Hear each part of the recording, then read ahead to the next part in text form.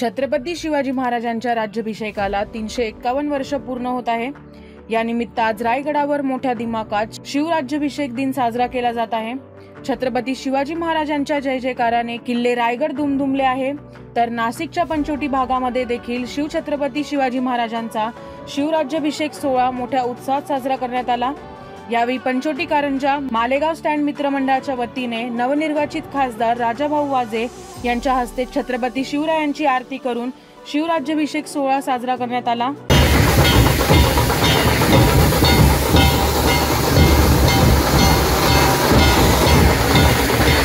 या प्रसंगी पंचवटी शिवजन्मोत्सव उत्सव समितीचे अध्यक्ष गौरव गोवर्धने, माजी अध्यक्ष मालेगाव स्टँड शिवजन्मोत्सव समितीचे संस्थापक अध्यक्ष मामा राजवाडे यांनी नवनिर्वाचित खासदार राजाभाऊ वाजे यांचा सत्कार केला।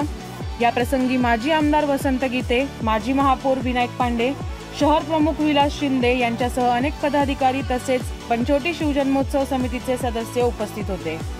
9 न्यूज महाराष्ट्र ब्युरो, नाशिक।